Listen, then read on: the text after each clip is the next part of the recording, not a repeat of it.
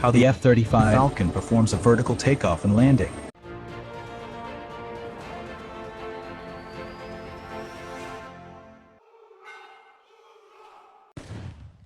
Here's why it exists.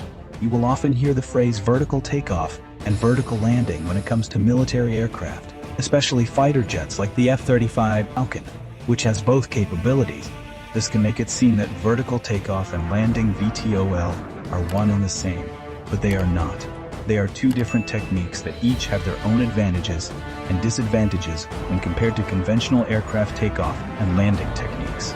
The aircraft can perform a vertical takeoff and landing. The F-35 Falcon is an air superiority fighter jet that can be used for many purposes.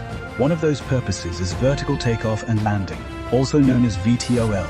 The aircraft has two types of engines, one for taking off vertically using thrust vectoring and one for horizontal flight using jet propulsion. When in use, the pilot uses their engine nozzle to point down at about 20 degrees, which sends hot gases downward to provide lift and sustain forward motion. The F-16's wings serve a secondary role during VTOL by deflecting some of the hot gases upwards, so they help create more lift while still providing some directional control. To take off vertically, pilots will rotate the aircraft from a tail stand position to upright. Once upright and at low speed, the aircraft perform what is called the cobra maneuver, where it points its nose towards the ground and flies straight up into the sky.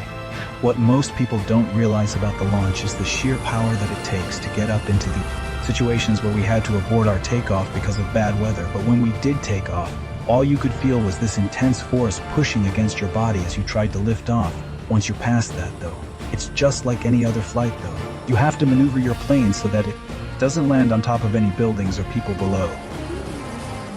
That might sound easy enough, but imagine trying to do that while looking out at nothing more than ground level while you can't see anything else due to turbulence and rain from the heavy clouds overhead.